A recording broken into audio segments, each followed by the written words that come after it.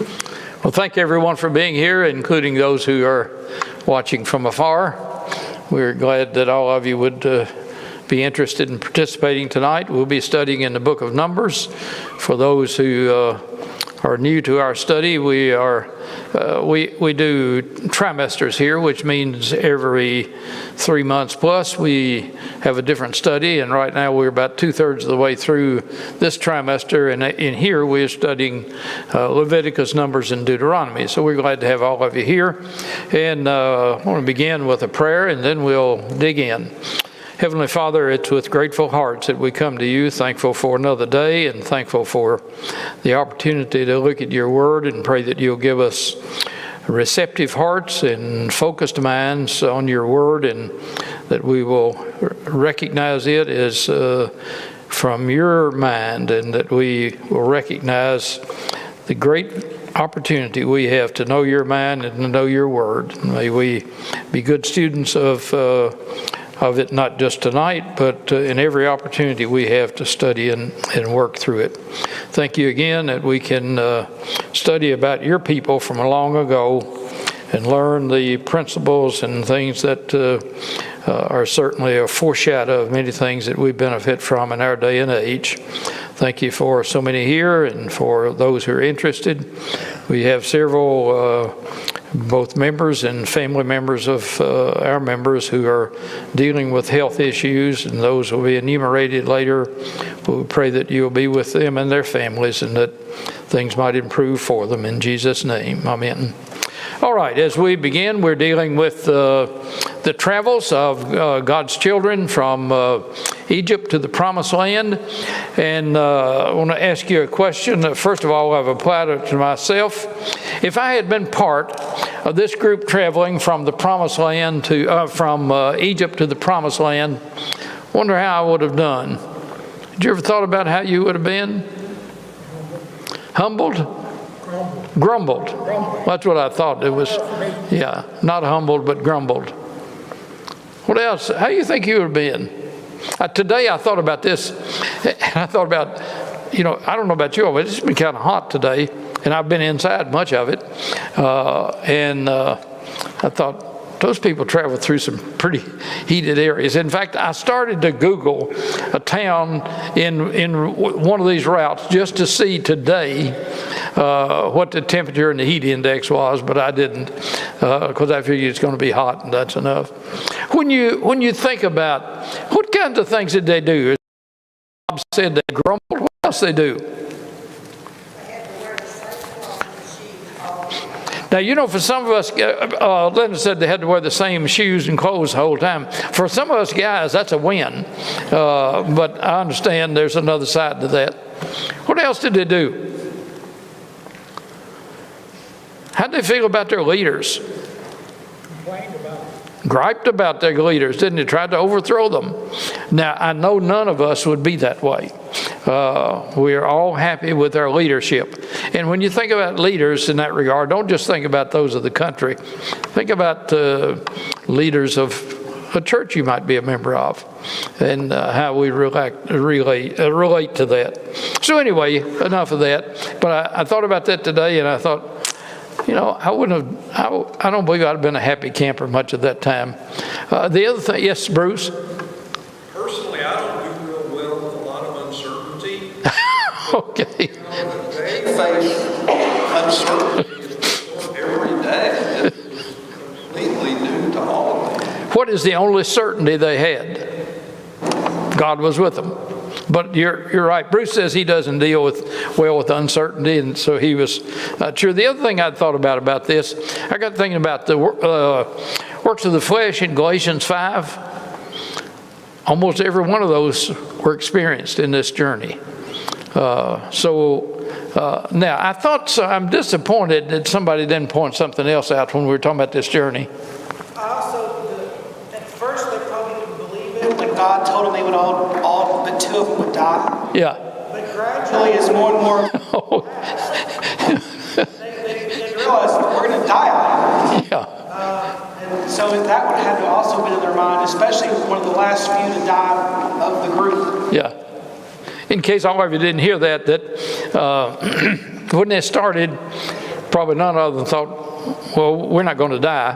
Because, it's not a long trip. As we've said in here, some people have estimated if they'd just gone straight, it'd been 11 days. I'm not sure how accurate that is, but it wouldn't have been 40 years. And then, as had been pointed out, as time passed, they started dying, and by the time they get to the end of this, they probably thought, yep. Well, in fact, they were told all those over 20 were not going to get out except for the 2. Well, the other thing I thought somebody might say, when I ask you how you would relate to this journey, we're on a journey, right? Now, we're not, and as we talked about a little bit on Sunday, where are we headed, we hope? To the promised land, right? Now, not to turn this back on you very much, just a little bit. So this journey we are on, do we gripe about it? Sometimes we do. Sometimes we're not happy with whom? With God. I've never been that way. Well, I know you haven't, but some of these other people in here have. I just think, to be mad at God, that's such a disrespect. I didn't say mad at God. What did you say? I said unhappy with God. Well, I ain't done that either. Well, okay. And the point I want to make is we've talked about it in here all along. We need to get the historical piece of this, and we need to get the factual piece of this, but we need to also recognize there are principles in this that we need to apply to our everyday lives. And we're on a journey, and there are ups and downs. But we have the same promise they had. So we'll talk about that. Okay, I drug my feet some Sunday, and we're gonna finish Numbers tonight because we have to start something else the next class period. And if you're go to chapter 33 if you haven't already gotten there, and that's where we were last time. We spent much of our time in the first part of this regarding the some of my thoughts about and applications we made about the journey. And then near the end, beginning in verse 50 of Numbers 33, the Lord spoke to Moses in the plains of Moab by the Jordan across from the Jericho, saying, speak to the children of Israel and say to them, when you have crossed the Jordan into the land of Canaan, and then he tells them what they're supposed to do. And we talked about this briefly, but I want to make some other applications and talk a little bit more about that tonight. So he says to them in verse 52, the first of, I think it's 5 things in here to do. Then you shall drive out all the inhabitants of the land from before you. Number 1. Number 2, you shall destroy all their engraved stones. And 3, destroy all their molded images. Now, obviously, that's for what purpose? So they wouldn't what? So they wouldn't take up idol worship, and we'll come back to that a little later on. The 4th thing in the last part of that verse, and demolish all their high places. Now, we just talked about that briefly Sunday. The thing that plagues the Israelites the rest of their time before they're taken into captivity centuries later was that even the good kings, even like Josiah, they got rid of everything but what? But the high places. And what's wrong with the high places? That's where they did what? They did idol worship there. So he said, get rid of those. And then in 53, you shall dispossess the inhabitants of the land and dwell in it. If you dispossess them, what do? You get them out. You get rid of them. And God had told them that who's going to help them get them out? God's going to. So, dispossess the inhabitants of the land and dwell in it, for I have given you the land to possess. And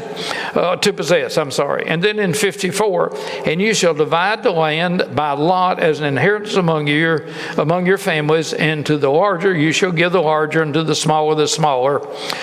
So they were to do all of these things and then divide up the land among them. Now, I had mentioned this on Sunday, but I want to come back to it tonight. Go to the book of Joshua, if you will. First, Joshua chapter 21. those of a premillennial persuasion would say that the reason that Christ has to come back to earth and that sort of thing and reign is because they did not drive out, they did not take all of the land. Now, they didn't drive them out either, but they claim that they did not take all the land. So look in Joshua chapter 21, beginning in verse 43. Joshua 21, 43.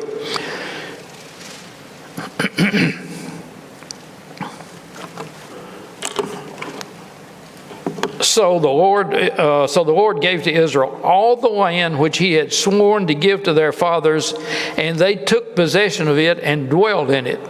So he gave it all, and they did what? They took it all. They possessed all of it. So they did possess all of the land that God had told them to possess. And then in 44, the Lord gave them rest all around according to all that he had sworn to their fathers, and not a man of all their enemies stood against them. The Lord delivered all their enemies into their hands. Not a word failed of any good thing which the Lord had spoken to the house of Israel. All came to pass. So God had promised all these things to them, and it's all going to take place.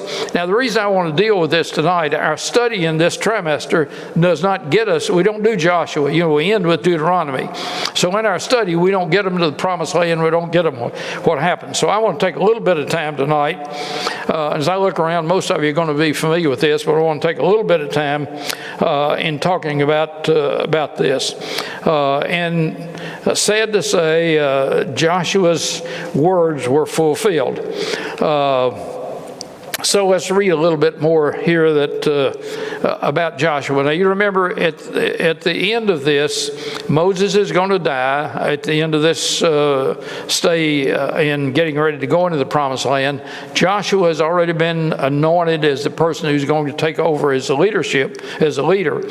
So we're not going to see all that in our study because our study doesn't encompass that. But it seems, at least from my standpoint, I kind of feel a void if we don't sort of pursue this a little bit more. So as we think about what happens, they do go into the promised land. They take the promised land.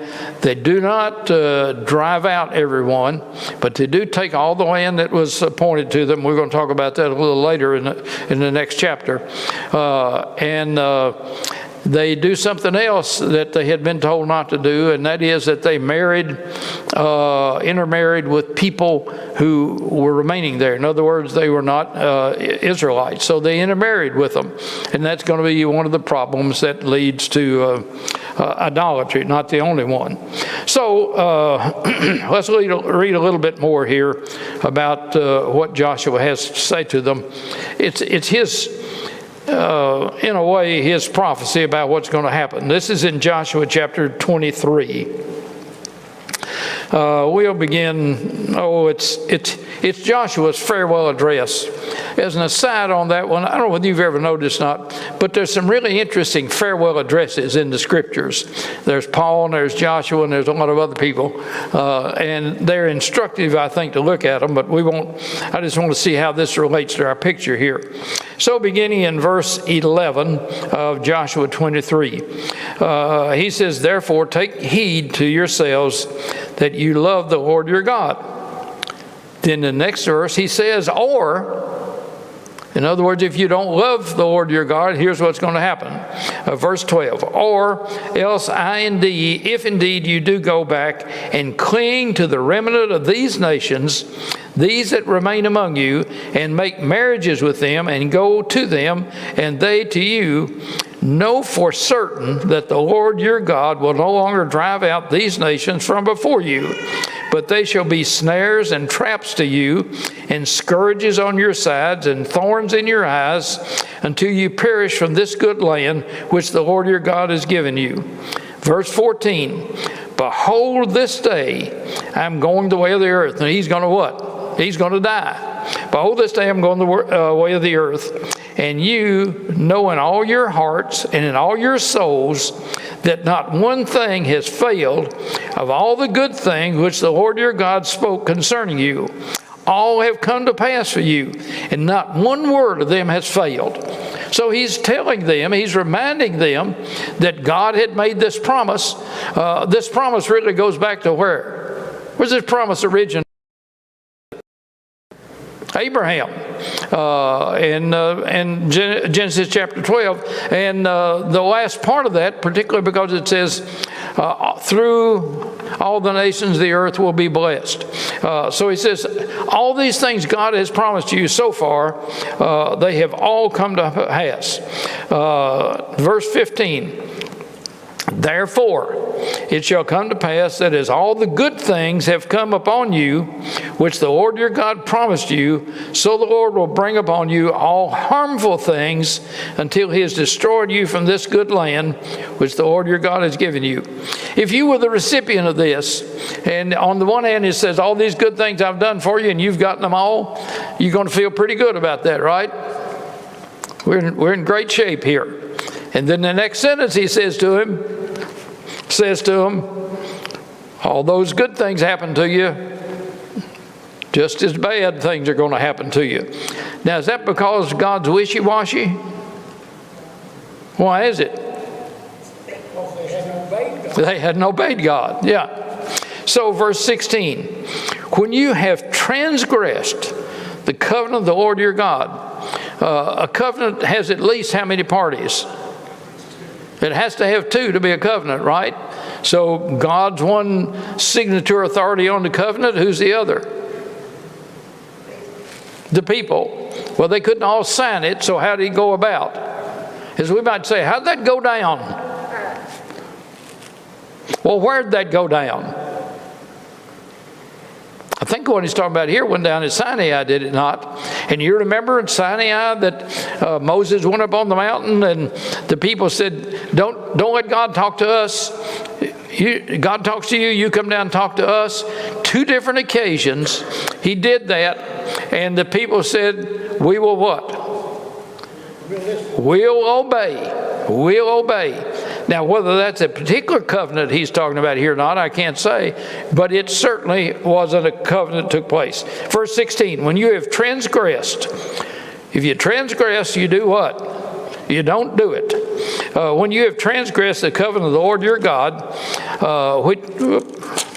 which he commanded you, and have gone and served other gods and bowed down to them, then the anger of the Lord will burn against you, and you shall perish quickly from the good land which the Lord has given you. How you feel about that? Scary. If you were in that audience, it'd be scary, wouldn't it? And they said, we'll do whatever you want us to do.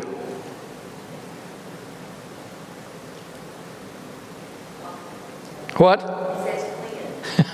Okay. Yeah, they did not. Now, on occasion they said that, but they did not carry this out. Now, let's do one more from Joshua, and then I'm going to leave Joshua before the night's over. So look in the next chapter, chapter 24. And this is what, some of you have a heading in your Bible. It may say something like the covenant at Shechem or something like that. And I can't read this whole chapter, even though I'd like to. 14, now therefore fear the Lord and serve him in sincerity and in truth. And put away the gods with a little g, which your fathers served on the other side of the river and in Egypt, serve the Lord. Then in 16, so the people answered and said, far be it from us that we should forsake the Lord to serve other gods. Good for them, right? Yes, till we see what happens. That's right. Yeah, Bobby said they were stealing the idols from the Egyptians when they were in slavery. They certainly left with the idea about it. Then in verse 18, and the Lord drove out from before all of us the people, including the Amorites who dwelt in the land, and we also served the Lord, for he is our God. 19, now this is in retrospect. 19, and Joshua said to the people, you cannot serve the Lord, for he is a holy God. He is a jealous God, and he will not forgive your transgressions nor your sins. Now that's kind of a strong statement. He won't forgive them because They didn't seek forgiveness. Verse 20, if you forsake the Lord and serve foreign gods, then he will turn and do you harm and consume you after he has done you good. And the people said to Joshua, but we will serve the Lord. So Joshua said to the people, you're witnesses against yourself. How are they a witness against themselves? Well, they're going to say we do this, and then their behavior is going to be something else. So, in that effect, that's what it is. 22, you're a witness against yourself that you have chosen the Lord for yourself to serve him. And they said, we're witnesses. In other words, they agree, we're going to do that. Now, therefore, he said, put away the foreign gods which are among you, and incline your heart to the Lord of Israel. And the people said to Joshua, the Lord our God will serve, and his voice we will obey. Verse 25, so Joshua made a covenant with the people that day and made them a statute and an ordinance in Shechem. And then Joshua wrote these words in the book of the law of God. And he took a large stone and set it up there under the oak that was by the sanctuary of the Lord. And Joshua said to all the people, behold, the stone shall be a witness to us. For it was heard of the words of the Lord which he spoke to us, and it shall therefore be a witness to you, lest you deny your God. So Joshua let the people depart, each to his own inheritance. And then, of course, that's when Joshua dies. Now, let's fast forward 2 or 3 things. And let me just, as I look around again, most of you are familiar with this. So we're talking about when they go into the promised land. They go into the promised land, they set up, and we're going to talk about this briefly in chapter 34 and 5. They had divided up the tribes and do all that. And for a while, things went rather well. And probably reached their peak, I would say, maybe while David is king. I don't know, that's a subjective thing, but I think he would be about as good as they would have. And they went well under Solomon for a while. And then, you remember when Solomon dies, because of something he had done, there was a prophecy that the kingdom would be rent, would be torn apart. And when he dies, you had the 2 sons. One became the king of what was called Israel then. That's the 10 northern tribes. And then the other one became the king of Judah and Benjamin, which was generally referred to as the kingdom of Judah. And then for a while, first in the 10 tribes, the northern tribes they referred to, they went more and more into idolatry. And as they got further and further into idolatry, and of course the prophets prophesied about all this, and as they got further and further into idolatry, God finally lets the Assyrians come in and capture them. And that's 721, 722 BC when that happens.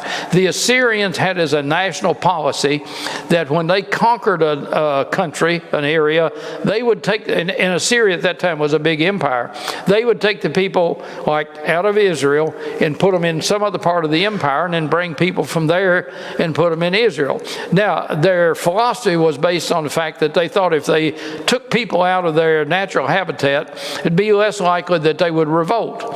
So that's what happens, and then they get scattered, and of course that's the background of Samaria, or Samaritans, there in what had been the northern tribes. Well, then the kingdom of Judah, that's 721, 722 BC. Kingdom of Judah generally was living closer to God, and I never know exactly how to express that, because you either live for God or you don't live for God, but nobody lives perfectly, so that's about the best I can do with that, I guess. So they lived over 100 years after the kingdom of Israel. The northern tribes were captured, but they became so ungodly that God had told them through prophets that they're going to be captured also. So in 586, this was the second time that the Babylon, now by this time Assyria was gone, Babylon was the big dog in that part of the country, or that part of the world rather. So in 585, 586, then the Babylonians come in, and this time, they had been in once before, you remember, took captives. They came in and they destroyed Jerusalem and took them, and the second time that they came in, they'd taken a group to Babylon, but this time they pretty well wiped them out. And that's sort of the fulfillment of a lot of these things that take place here. So Joshua, centuries before, had said to them, here's what's going to happen if you don't obey God and if you continue to worship idols and violate his laws. And those are the things that took place.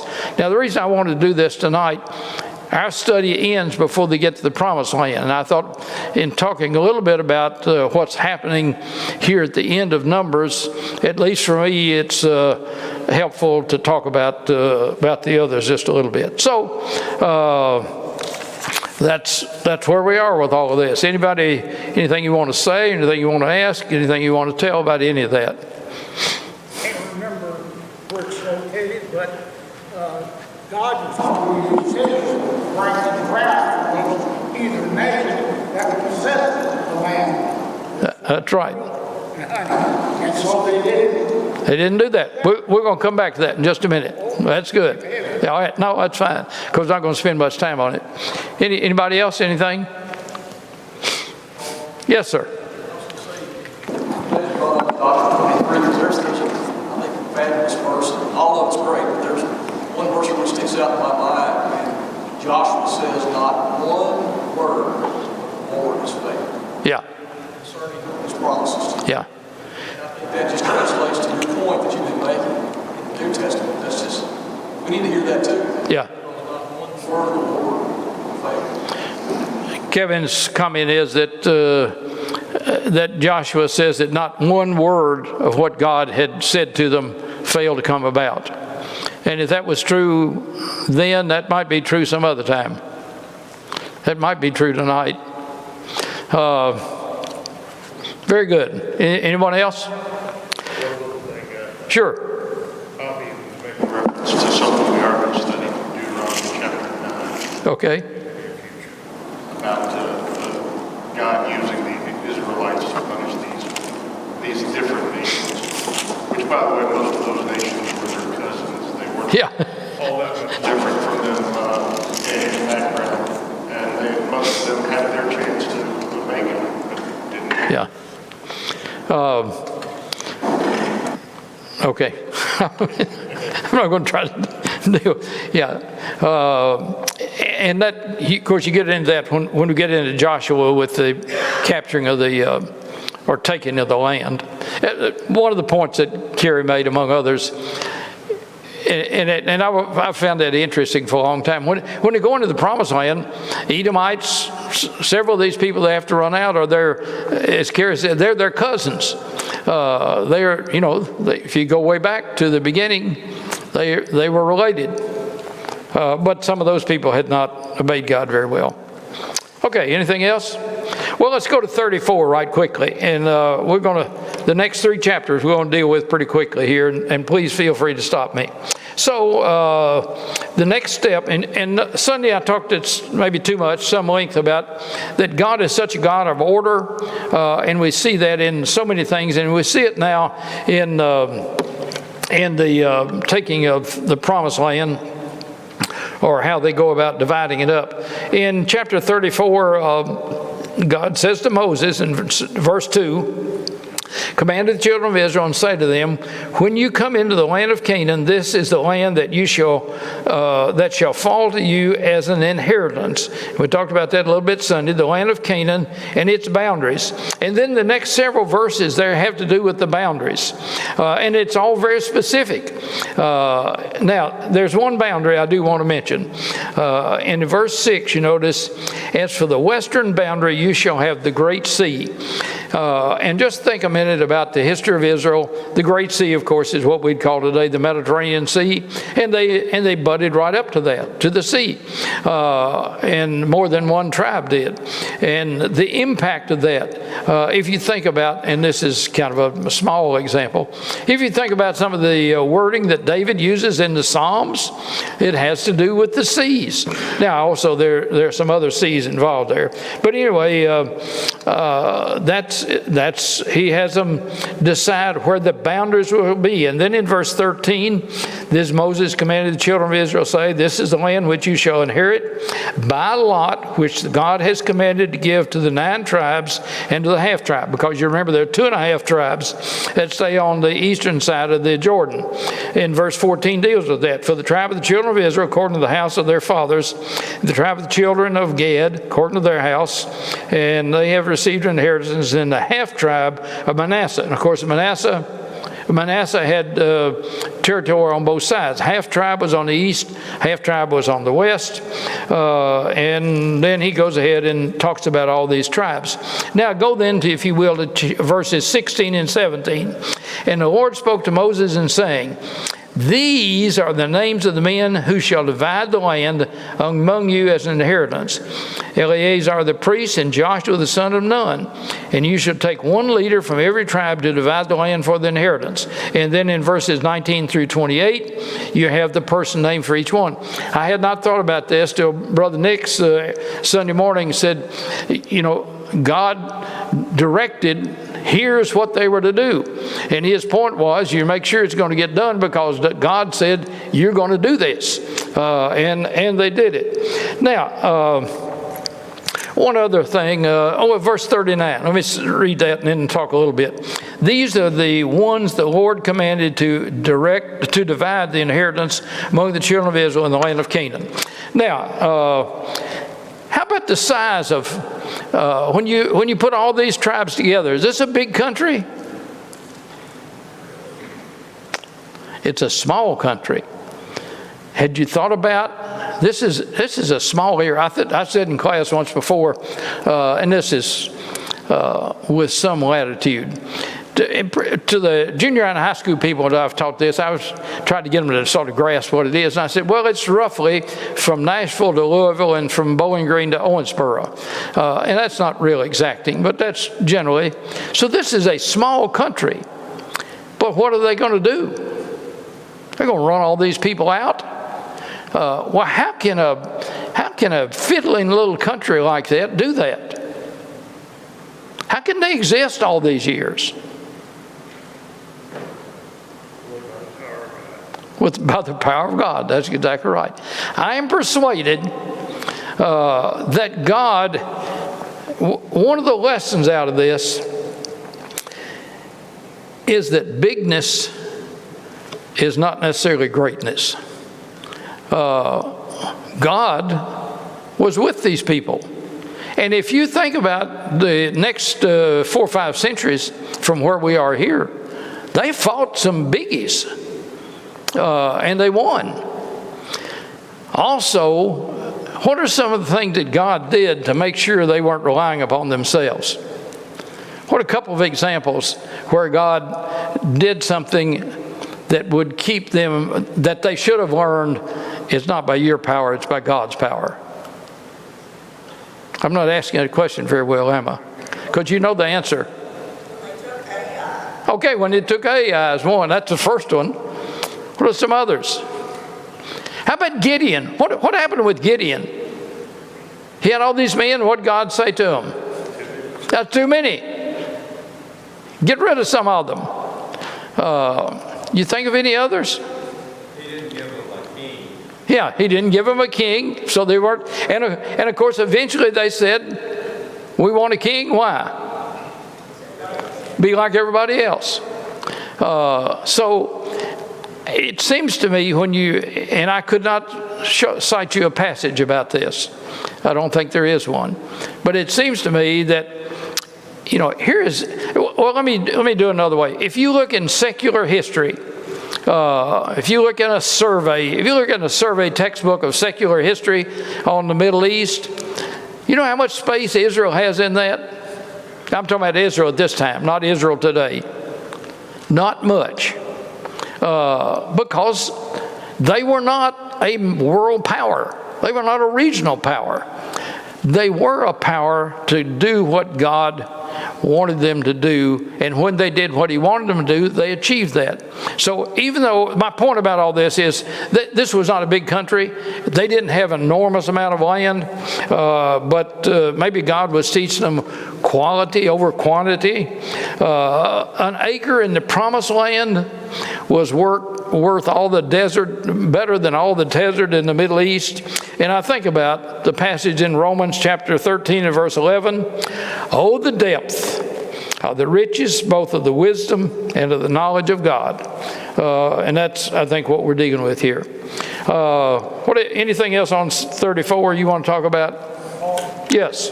How about he's given a land that's full of milk, that's got cisterns already done, harbors, Yeah. whatever it is, already done, houses already built. Yep. And you know, it takes a lot more land if you got to gather all the cities in order to provide Yeah. those things. Yeah, and I had not thought, that's good. I had not thought about that way. Bobby said, now there is a passage that says, you know, you get grapes and vines you didn't produce, and you got water from cisterns you didn't dig. But Bobby was saying if they hadn't been able to come in and take over what was there, then they would have, it'd been a bigger effort, and it had more land needed to bring that about. So that's a good point. I hadn't thought about that. Debbie? About maps, it's showing that the Gaza Strip at David's time belonged to Philistia. Do we know that? Like at one point? Oh, by the time of David, they had lost some of the lands that they had taken. Previously they conquered. Yeah. Anything else? Well, then let's look at a minute at the next chapter. Chapter 35, that is, and there are two topics in here. One is the cities for the Levites, and the other the cities for refuge. The Levites, you remember, had no land, right? When they divided up the land, the Levites got none. They got cities. What were the Levites? What's the charge given? What are the Levites supposed to do? Care of the temple. What else? Teach people. So they didn't need land to cultivate and all that. So God told them to give the Levites cities. They ended up with 48 cities, and then so much land, what was called in the scriptures common land, so much land around the cities. Now we know not from the scriptures, but some of the Levites ended up being fairly well off financially. Maybe they fudged a little bit, but anyway, cattle. That's where the cattle were. So the Levites then were given these cities, and the cities were scattered throughout all of the tribes. Obviously, for what reason? Well, as you said, they had to do with the worship, and they had to do with teaching. So they had to be where the people were, as opposed to all being concentrated in one place. So the first part of this chapter then, verses 1 through 8, deal with these, the cities. And then in the end of this chapter, verses 9 through 34, deal with the cities of refuge. What were the cities of refuge about? What? Murder or kill somebody accidentally. Okay, refuge is you going somewhere for safekeeping, right? Now, and obviously there are a lot of things to be said about this, so I'm going to try to short circuit this. The cities are for if somebody commits murder, and there are two kinds of murders that are mentioned here. One is intentional murder, and the other is accidental murder. And they can flee to those cities. Of course, God had said if you committed murder, in particular if it's intentional murder, then the penalty is going to be what? Well, it's not going to be murder, but it's going to be what? It's going to be death. And that's laid out in here in some detail, and who is to administer that and how it's to be done. I mentioned quite a period some time back about how we got some of our laws, even in the United States, that it comes through Great Britain and the British Common Law and all that. Those laws, some of those laws come not in exact words, but from what we're dealing with here. And God then provided again for how they were to deal with somebody who commits murder. If it's intentional, then that person is to be dealt with. And in two verses in here, I'll read. In chapter 35, verse 16, he says, and I just use this as an example. At the end of 15, it says, if a person accidentally dies, he may flee to them. Verse 16, but if he strikes him with an iron implement so that he dies, he is a murderer, and the murderer shall surely be put to death.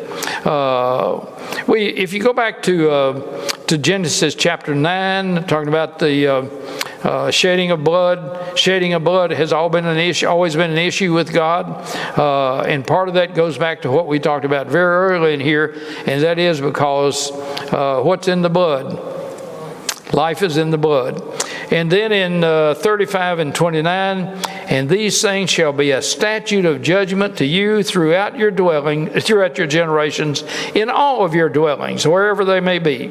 Anything on 35, and a lot more could be dealt with there. Anybody?